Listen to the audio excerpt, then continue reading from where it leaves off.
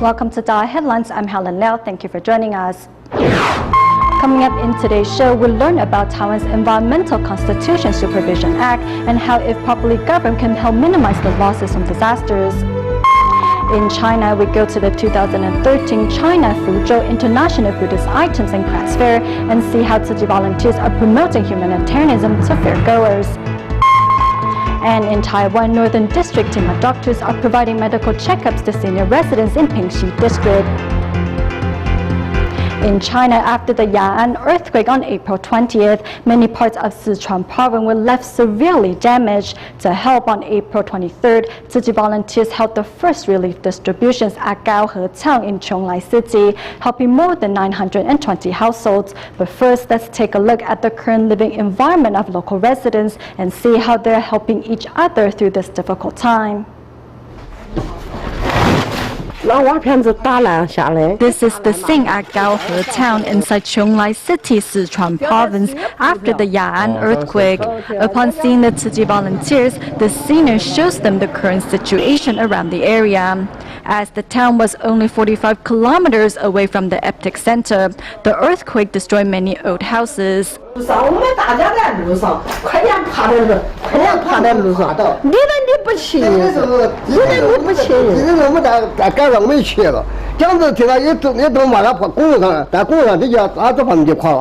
Three days after the disaster, villagers work hand in hand cleaning up their living environment and even form a cooking group. Over here at the temporary cooking area, female residents are busy cooking. After the Ya'an earthquake on April 20th, local residents have formed a cooking group to provide hot meals for their fellow villagers. Every household provided what they had.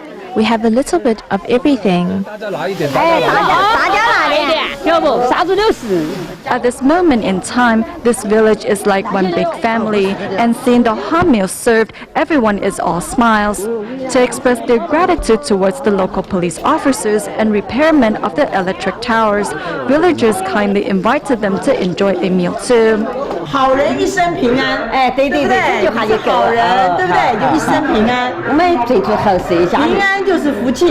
Other than conducting a disaster assessment to better understand the needs of local residents, Tzu Chi volunteers also send their blessings to the villagers. Since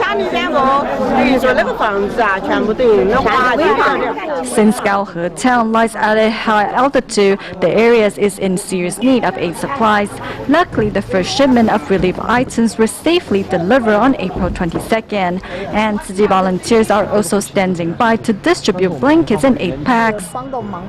In 2002, Taiwan's Environmental Constitution Supervision Act was established, but with no governing body to carry out the act, many regional planning projects slide by without environmental consideration. Over the past 10 years, many natural disasters have been catastrophic, but perhaps the residents of Taiwan, with the help of the act, could have helped prevent such devastating losses.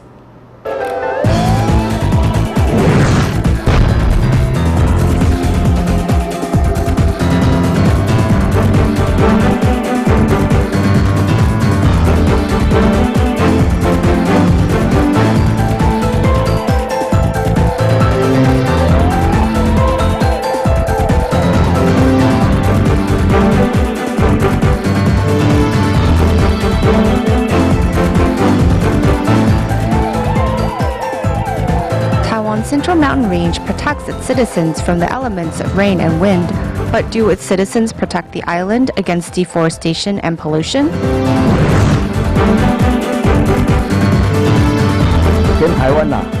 Our community was the first in Taiwan to experience a massive mudslide. When we arrived at the scene, everyone over the neighborhood 12 had just disappeared. The whole area was buried underneath mud. Returning to the scene of the tragedy, a headstone has been erected to honor the 36 residents who lost their lives on that day. As years have passed, perhaps the town name Tongmen Community has been forgotten, but the term landslide will forever be a reminder for residents island-wide of the destructive capabilities of natural disasters. Some of the problems that we are facing with these natural disasters could have been avoided with the approval of Taiwan's National Land Use Planning Act. However, the act has been submitted and returned from the Legislative Yuan numerous times, unable to pass. Why is the act being ignored? Some say it's because the National Land Use Planning Act is not legally possible. Yet, on December 11, 2002, Taiwan's government had already put a similar law into place. The Taiwan government has always considered economic expansion to be important. However, with successful economic expansion come problems with pollution, causing some to pay attention to the issue of environmental protection as a result. In putting the environment ahead of economic expansion, environmental protection groups refer to this Protection Act as the Environmental Constitution Supervision Act. Taiwan's Constitution Amendment Article 10 states environmental protection has to be considered in line with economic and technological advancement. Then in Article 3 of the Environmental Constitution Supervision Act, we see the sentence, if these two are in conflict, then environmental protection shall take precedence over economic advancement. In theory, the Environmental Constitution Supervision Act is well thought out. But in the last 10 years, there has been no governing body to oversee the execution and enforcement of it, and no penalties for disobeying its regulations. For all essential purposes, it is an useless act. That is why Taiwan Supreme Court does not consider it a basis for filing complaints. In order to really find a balance between economic expansion and environmental protection, the courts must find a way to interpret the existing laws to administer them into action. Due to its geographic location, the country of Malaysia does not suffer from earthquakes. However, teachers at the Tzu Chi Butterworth Kindergarten nevertheless organized an earthquake drill. Teachers hope that through this experience, students will be prepared when disaster strikes. 你们要去哪里？我们去下面来建帐篷。来建帐篷。为什么要建帐篷？因为我们要学，因为我们那边要地震呀。 Although this is just a mock earthquake drill, students still hurry out of the classroom in a state of panic with their chairs and suitcases. Together, students and teachers begin pitching their tents. At the onset, it was a fun experience for many, thinking it would only be temporary. No one thought their teachers would say, 今天你们的学校就是在帐篷里面的，等下用餐也在里面，吃饭也在里面，吃早餐也在里面。明天也是啊。 老爸也在里面。你喜欢啊？你还喜欢吗？ In addition to the hot weather outside, the cramped space inside the tent has these students all jittery and cranky. 在帐篷上厕所，你觉得怎样？这整个身体都湿湿。 Cramped inside the tent doing their schoolwork and eating their meals with sweat pouring down their foreheads, these young ones show immense tenacity. 很热，可是怎么办呢？很热呀。 We have to endure it so we don't feel so hot. 在帐篷里面好玩嘛？ It's not fun inside the tent because there is no air conditioning, but we have to protect the planet so it doesn't get sick. Although Malaysia is unfrequented by earthquakes, this earthquake drill has made students more prepared for calamities in times of peace. So when disaster strikes, they know how to look out for their own safety.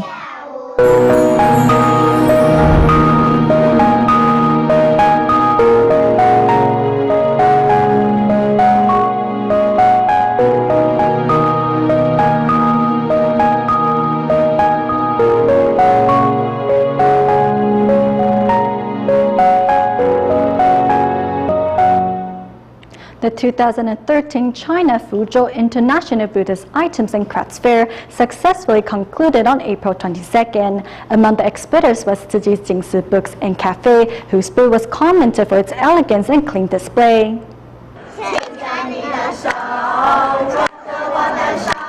Singing Tzu Chi's nursery songs comes easy.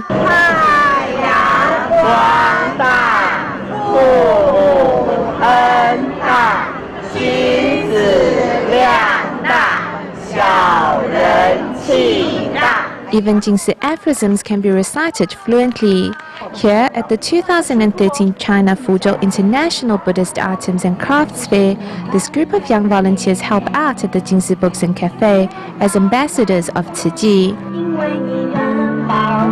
Introducing a good book or serving visitors at the booth, there is plenty of work to be done. But for 67-year-old Wu Tianqi, he has never felt more alive. The biggest result is that I can sleep really well at night because I find joy in what I do. Hoping to spread Buddhism far and wide, Tzu Chi volunteers' efforts moved many visitors at the fair, who in turn signed up to join the ranks of the volunteers. At the 2013 China Fuzhou International Buddhist Items and Crafts Fair, Tzu Chi volunteers not only promoted Tzu Chi's ideas to members of the public, but also promoted vegetarianism by preparing vegetarian dishes for visitors to try. Prior to the start of the fair, Tzu Chi volunteers first pray for the disaster victims of the Ya'an earthquake in Sichuan. Here at the 2013 China Fuzhou International Buddhist Items and Crafts Fair, Tzu Chi's Jingzi aphorism publications found wide acceptance in members of the public. And Taiwan Tzu Chi volunteer Huang Yiqiao formed positive affinities with visitors through his Chinese calligraphy.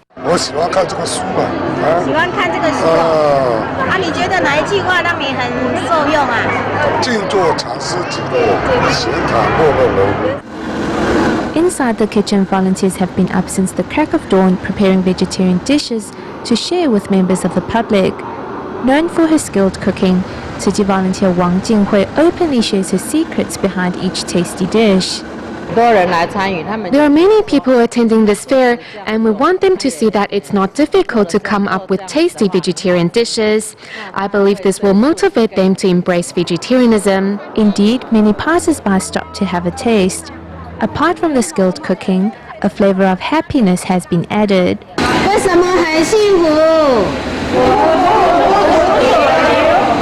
The elegance and beauty of Tzu Chi's booth attracted the Chinese Floral Arts Foundation to situate their booth next to the Buddhist NGO.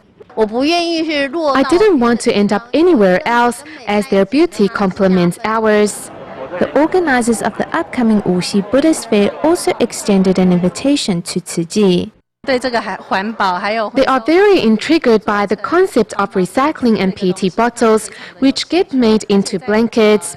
They are fascinated as this is not common practice here in China. At the parking lot, Tzu Chi volunteers are sharing words of wisdom with members of the public with Jingzi aphorism bumper stickers. Words can bring blessings to oneself and encouragement to others. Our temperament should be tender, our mind should be prudent, we should have a grateful heart. During the course of the 3-day fair, over 200 Jingzi aphorism bumper stickers were distributed, spreading these words of wisdom and goodness far and wide. In our next report, we go to Myanmar to meet Tzu Chi Care recipient Wu Cha-ming. Due to old age, the senior was no longer able to farm. Therefore, starting last year, Tzu Chi began providing the senior with 50 kilograms of rice on a monthly basis. Touched by the volunteer's gesture, Wu Cha-ming decided to cook black sugar sago porridge for his fellow villagers. Unfortunately, the senior passed away from a brain hemorrhage 2 days later. Black sugar sago porridge is a popular dessert eaten by the Burmese in the New Year. To cook the porridge, one has to first cook black sugar using a wok. Next, coconut water is added to the syrup, and coconut meat is shredded into thin strips. Today, Tzu Chi volunteers are here to help with the cooking.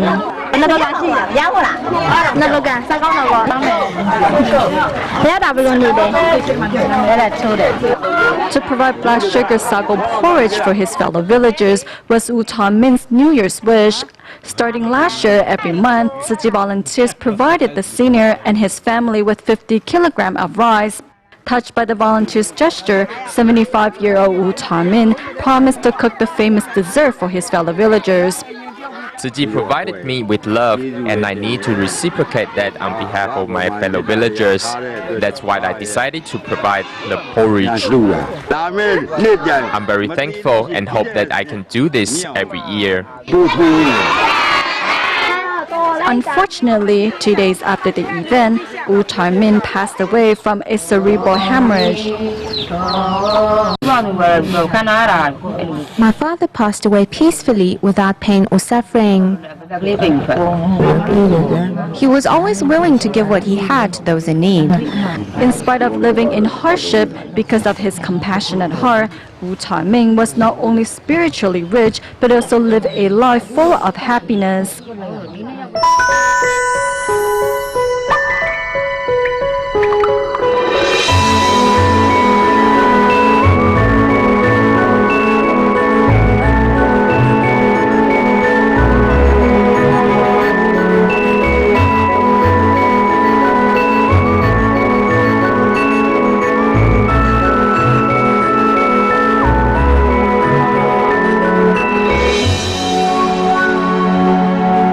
The recent rains in northern Taiwan has meant fewer visitors are coming to visit Pingxi District, the home of the Sky Lanterns. However, the care of team of doctors has not wavered, and they can still be seen visiting senior residents in remote townships, providing them with medical checkups.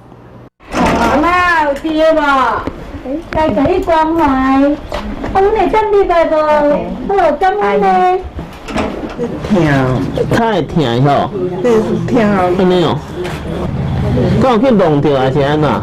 无哦，即马袂吧，袂好袂跳吧。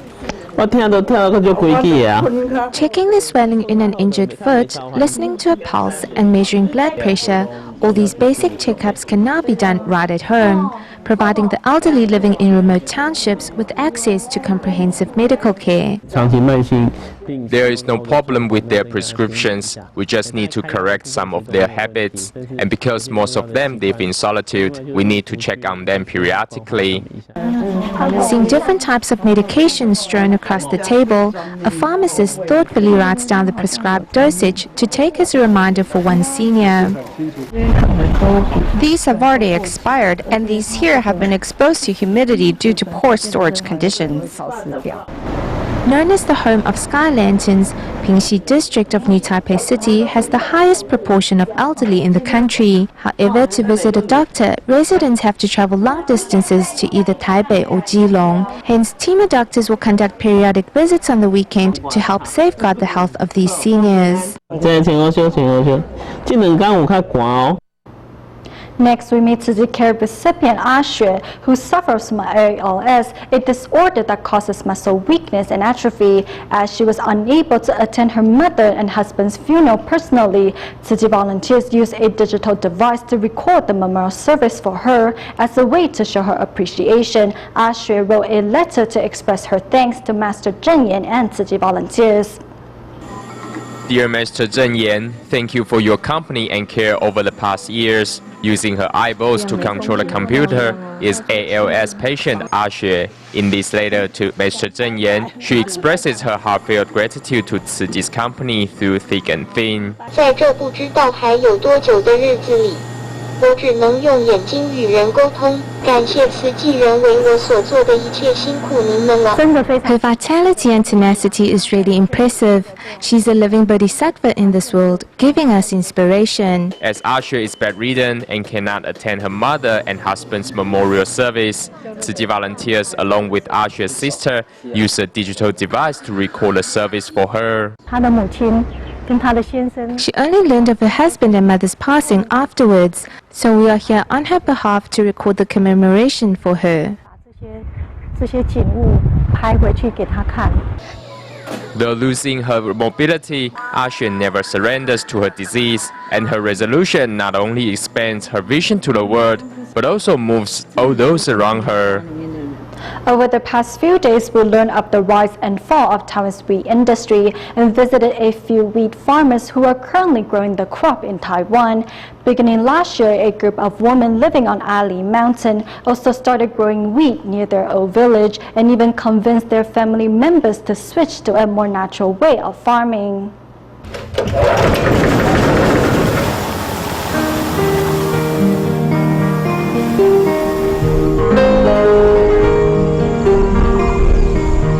Here at Ali Mountain in DaAi County, one will find a vast field of wheat covering the hilltops, the only wheat field in Taiwan that is grown in high altitudes.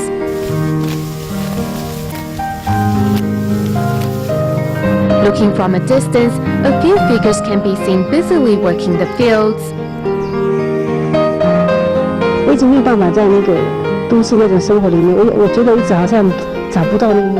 I have never been able to live in the city because I felt that I didn't have a goal in life.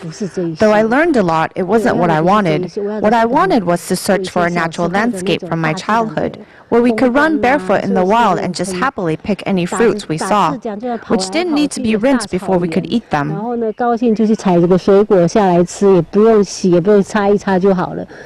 To search for a more natural way of life, young Peyton decided to give up her high-paying job as a house model maker and return to her hometown to grow wheat. It was not an easy transformation for Yang, as she had to start from scratch. My sweat was dripping down like this. It was that hot. When we first started, we didn't have any skills, so we first took classes at the Agriculture Association and learned how to grow organic vegetables. In the eyes of other farmers, young Peyton wasn't growing wheat, but just killing her time, and no one had any expectations for these female farmers.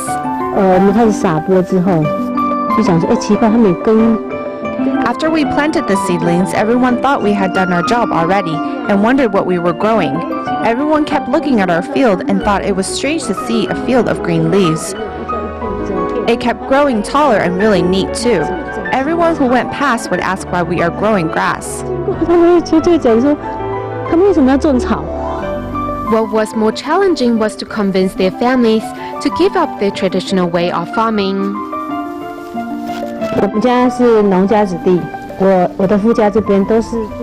My family is in the farming trade, my in-laws as well. My uncles all graduated from agricultural schools, so it was a struggle at first to convince them not to use chemical fertilizer. It is the love Yang has for her family that inspired her to give up conventional farming methods for the natural farming that emphasizes the use of no chemical fertilizer. It began about a decade ago when city dwellers introduced conventional farming methods here. They rented lands in the mountains and have used excessive chemical fertilizer for nearly 10 years.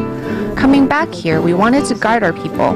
Our ultimate goal is to at least make sure our family, relatives, and friends get access to healthy, safe, and toxic-free food.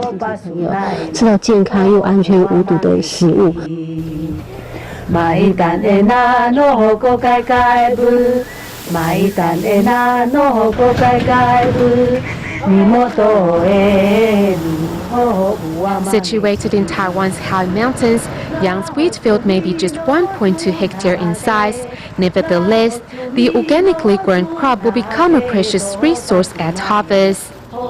We stay in Taiwan at the end of the show to celebrate the World Reading Day and encourage youngsters to develop reading habits. A music concert was held at Tsuji Senior High School in Hualien. The event included musical performances, poetry recitations, and Hawaiian dance from international students. We will leave you with these images. Thank you for tuning in. Goodbye.